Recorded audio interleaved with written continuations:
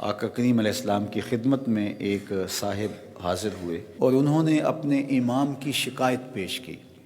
جو لمبی نماز پڑھاتا تھا۔ انہوں نے کہا حضور اگر یہ سلسلہ جاری رہا تو میں جماعت سے نماز نہیں پڑھ پاؤں گا۔ تو آقا کریم علیہ السلام سخت غصے میں آئے، آپ نے ارشاد فرمایا انکم منفرون عن الجماعات والامور الاسلامیہ، فرمایا تم لوگوں کو متنفر کر رہے ہو جماعت سے اور امور دینیہ سے، امور اسلامیہ سے متنفر کر رہے ہو۔ حالانکہ اگر کوئی شخص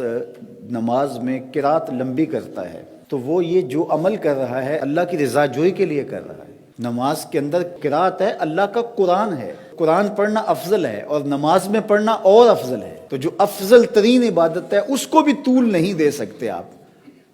تو پھر میں اپنی گفتگو کو کیوں طول دے سکوں کہ جس سے لوگ اذیت میں مبتلا ہوں۔ کسی کو نصیحت کرتے ہوئے، کسی کو تلقین کرتے ہوئے حد سے تجاوز نہیں کرنا چاہیے۔ نفلی عبادت کے لیے آپ واجب کی عبادت جتنا زور نہیں دے سکتے، جو واجبات ہیں ان کا زور فرض کے برابر نہیں ہو سکتا۔ تو دین کی حکمت یہ ہے کہ آسانی سے لوگوں تک دین پہنچایا جائے۔ ہاں جہاں دین نے ہمیں سختی کرنے کی تلقین کی ہے وہ ایک الگ امر ہے، اور جہاں نہیں کی تو ہمیں کوئی اختیار نہیں ہے۔ تو بعض اوقات ہم ان امور پہ اتنا زور دے دیتے ہیں جن کی شریعت میں تاکید نہیں ہوتی، اور ان امور پہ ہم بعض اوقات زور نہیں دیتے جن میں شریعت میں زور ہوتا ہے، تو یہ پھر ہم اپنی خواہش کو مقدم کر رہے ہوتے ہیں۔ تو اس لیے کسی بھی امر کے اندر تبلیغی امور ہوں، اعمال ہوں، رویے ہوں، گفتگو ہو، طرز معاشرت ہو، اس میں جو ہے وہ حد سے تجاوز نہیں کرے۔ شریعت نے جس حد تک جانے کا کہا، دیکھیے جہاد میں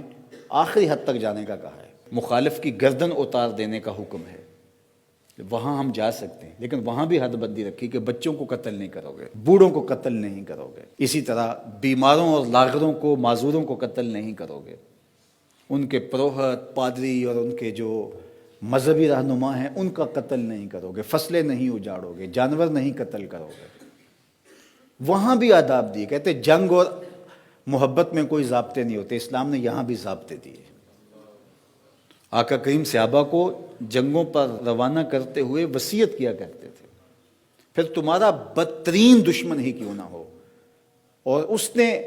تمہارے لشکر کو نقصان بھی پہنچایا ہو، تمہارے بہت سارے لوگ شہید بھی کیے ہو، اور کتنا غصہ ہے اس کے اوپر، کہا ضرور قتل کرنا لیکن کسی کی شکل نہ بگاڑنا، یہ شکل تمہارے رب نے بنائی ہے، رب کی بنائی ہوئی شکل کو تم مسخ نہیں کر سکتے، جتنا بھی بدترین دشمن تمہارا کیوں نہ ہو، اگرچہ بھاولا کتا ہی کیوں نہ ہو۔ کئیوں کی جان لے چکا اور جدھر سے گزرتا ہے کاٹتا چلا جاتا ہے، اب لازم ہو گیا کہ اس کتے کو مار دیا جائے، تو اس کے پیچھے لٹھ لے کے دوڑے، بندوق لے کے دوڑے، خنجر لے کے دوڑے، اس کو مارنے لگے، پھر آواز آئی رحمت عالم صلی اللہ علیہ وآلہ وسلم کی،